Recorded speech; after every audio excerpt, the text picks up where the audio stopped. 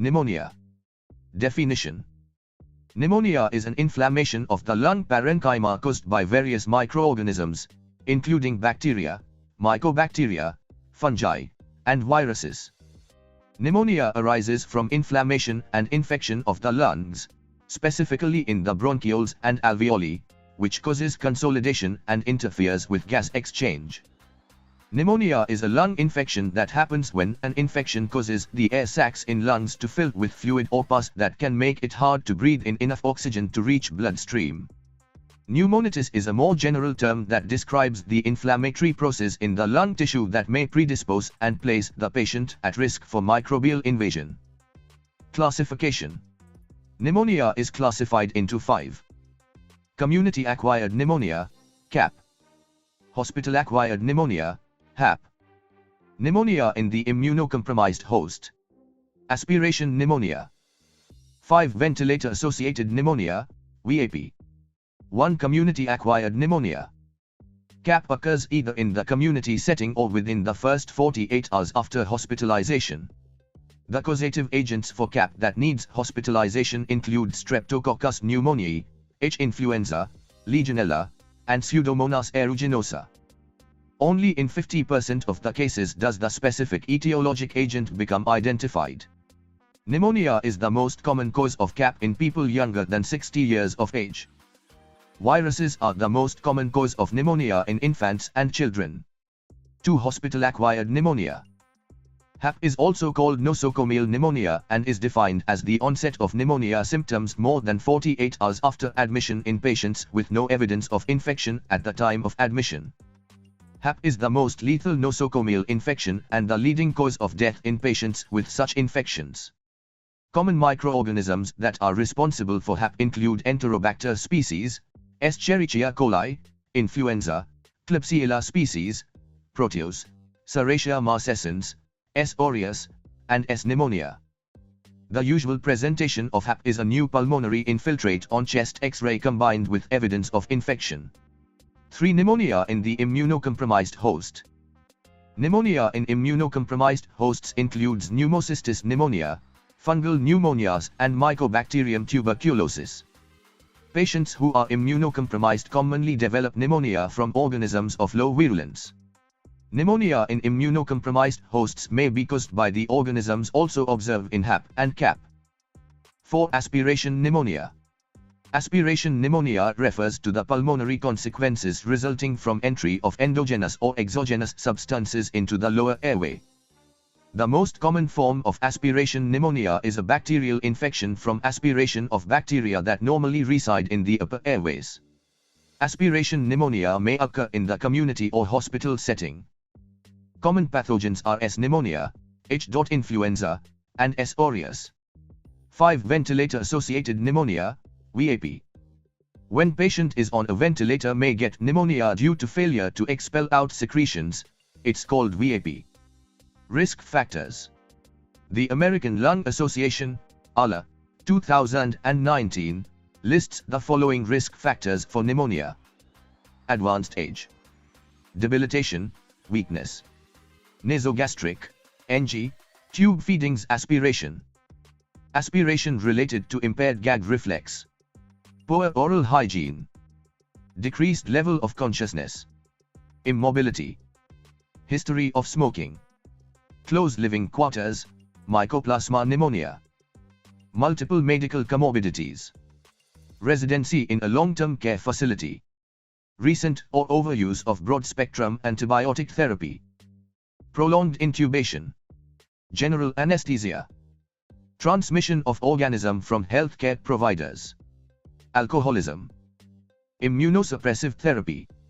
Exposure to a child who attends a daycare setting, ALA, 2019. Causes. Each type of pneumonia is caused by different and several factors. Community-acquired pneumonia. Streptococcus pneumoniae. This is the leading cause of CAP in people younger than 60 years of age without comorbidity and in those 60 years and older with comorbidity. Haemophilus influenzae. This causes a type of CAP that frequently affects elderly people and those with comorbid illnesses. Mycoplasma pneumoniae. Hospital-acquired pneumonia. Staphylococcus aureus. Staphylococcus pneumonia occurs through inhalation of the organism. Impaired host defenses. When the defenses of the body are down, several pathogens may invade the body. Comorbid conditions. There are several conditions that lower the immune system, causing bacteria to pool in the lungs and eventually result in pneumonia. Supine positioning. When the patient stays in a prolonged supine position, fluid in the lungs pools down and stays stagnant, making it a breeding place for bacteria. Prolonged hospitalization. The risk for hospital infections or nosocomial infections increases the longer the patient stays in the hospital. Pathophysiology. Having an idea about the disease process helps the patient understand the treatment regimen and its importance, increasing patient compliance. Pneumonia arises from normal flora present in patients whose resistance has been altered or from aspiration of flora present in the oropharynx. An inflammatory reaction may occur in the alveoli, producing exudates that interfere with the diffusion of oxygen and carbon dioxide. White blood cells also migrate into the alveoli and fill the normally air-filled spaces. Due to secretions and mucosal edema, there are areas of the lung that are not adequately ventilated and cause partial occlusion of the alveoli or bronchi. Hypoventilation may follow, causing ventilation-perfusion mismatch. Venous blood entering the pulmonary circulation passes through the underventilated areas and travels to the left side of the heart deoxygenated. The mixing of oxygenated and poorly oxygenated blood can result to arterial hypoxemia.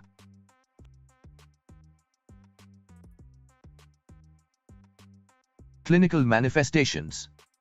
Pneumonia varies in its signs and symptoms depending on its type, but it is not impossible to diagnose a specific pneumonia through its clinical manifestations. Rapidly rising fever. Since there is inflammation of the lung parenchyma, fever develops as part of the signs of an infection. Pleuritic chest pain. Deep breathing and coughing aggravate the pain in the chest. Rapid and bounding pulse. A rapid heartbeat occurs because the body compensates for the low concentration of oxygen in the body.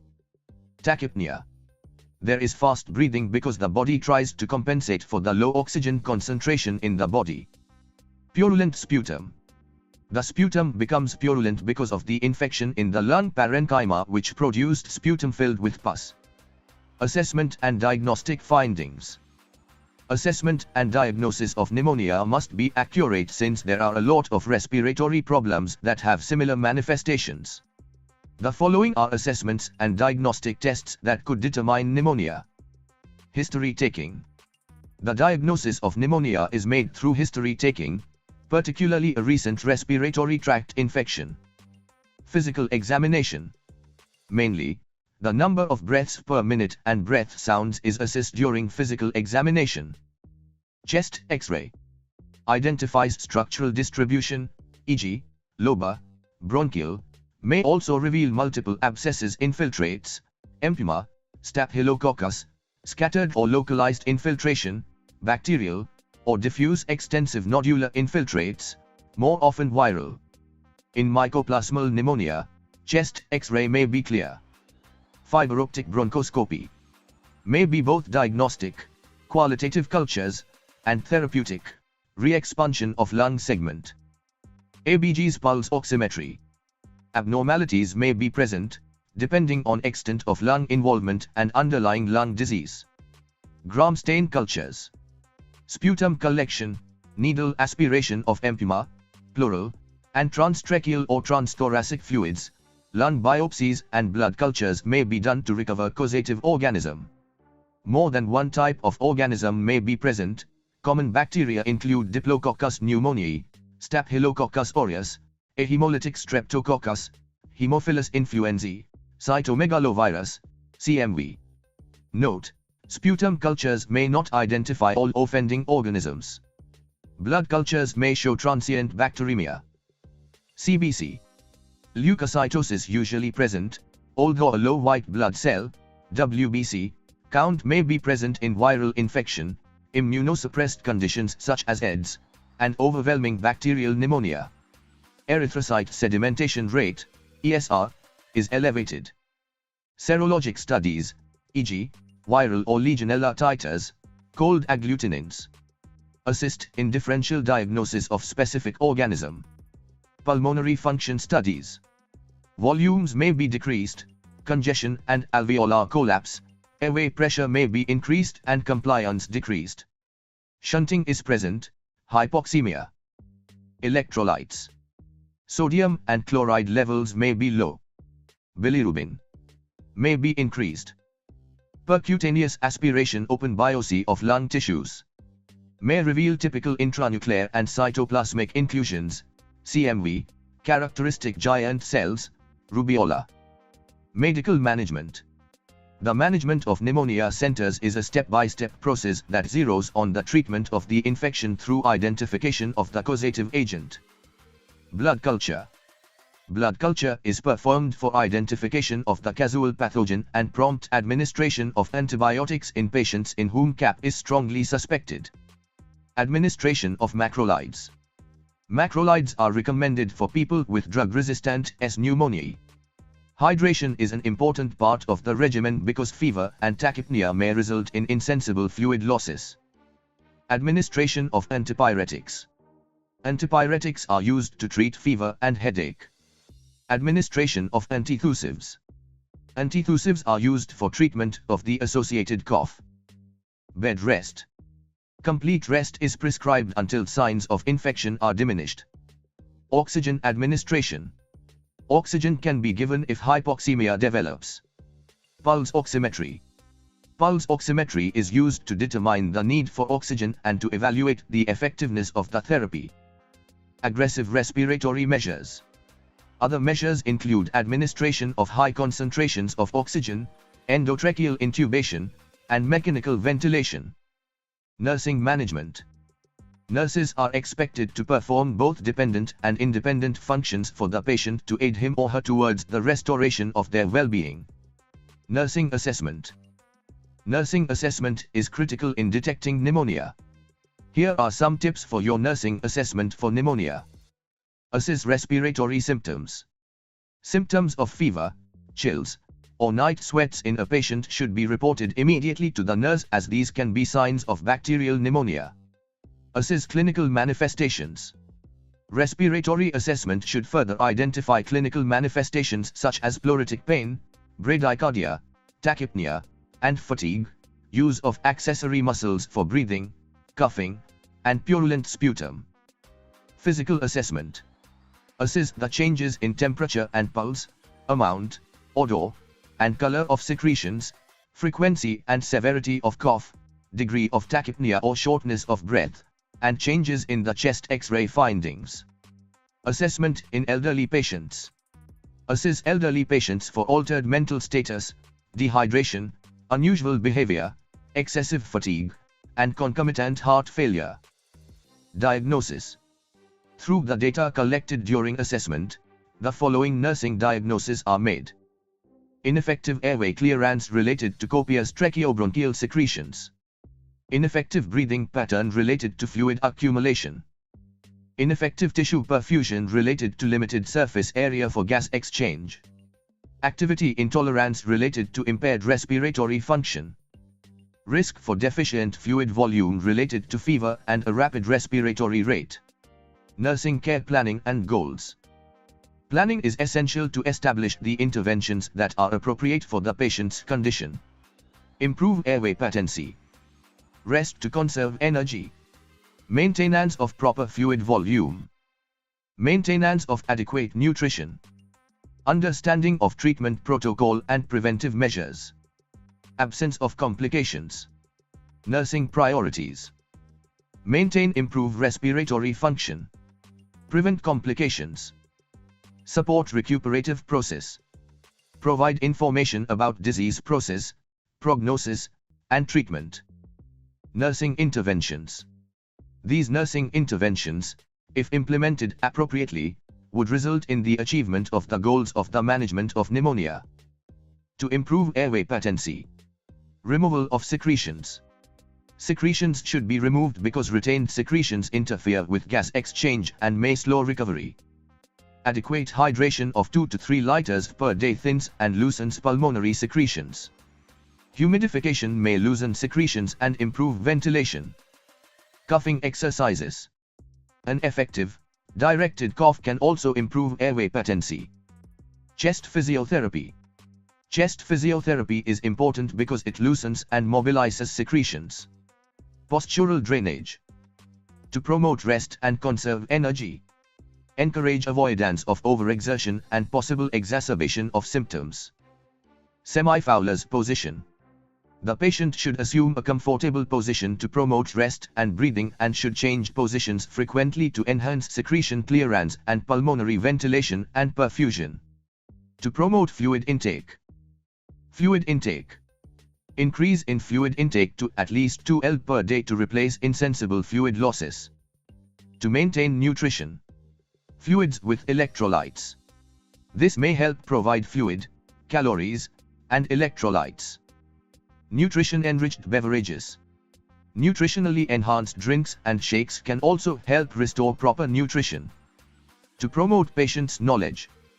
Instruct patient and family about the cause of pneumonia, management of symptoms, signs, and symptoms, and the need for follow-up. Instruct patient about the factors that may have contributed to the development of the disease. Evaluation. Expected patient outcomes include the following. Demonstrates improved airway patency. Rests and conserves energy by limiting activities and remaining in bed while symptomatic and then slowly increasing activities. Maintains adequate hydration. Consumes adequate dietary intake. States explanation for management strategies. Complies with management strategies. Exhibits no complications. Complies with treatment protocol and prevention strategies. Discharge and home care guidelines. Patient education is crucial regardless of the setting because self-care is essential in achieving a patient's well-being. Oral antibiotics. Teach the patient about the proper administration, potential side effects, and symptoms to report. Breathing exercises. Teach the patient breathing exercises to promote secretion clearance and volume expansion. Follow-up checkup. Strict compliance to follow-up checkups is important to check the latest chest X-ray result or physical examination findings. Smoking cessation. Smoking should be stopped because it inhibits tracheobronchial ciliary action and irritates the mucous cells of the bronchi. Complications. Pneumonia has several complications if left untreated or the interventions are inappropriate. These are the following complications that may develop in patients with pneumonia. Shock and respiratory failure. These complications are encountered chiefly in patients who have received no specific treatment and inadequate or delayed treatment. Pleural effusion. In pleural effusion, the fluid is sent to the laboratory for analysis, and there are 3 stages: uncomplicated, complicated, and thoracic empyema. Prevention. It is better to prevent the occurrence of pneumonia instead of treating the disease itself. Here are several ways that can help prevent pneumonia. Pneumococcal vaccine. This vaccine can prevent pneumonia in healthy patients with an efficiency of 65% to 85%. Staff education. To help prevent HAP, the CDC, 2004, encouraged staff education and involvement in infection prevention. Infection and microbiologic surveillance. It is important to carefully observe the infection so that there could be an appropriate application of prevention techniques. Modifying host risk for infection. The infection should never be allowed to descend on any host, so the risk must be decreased before it can affect one. So guys, thanks for watching my video. You can like and comment on my video, but don't forget to subscribe my YouTube channel to watch quality content like this. Thank you guys.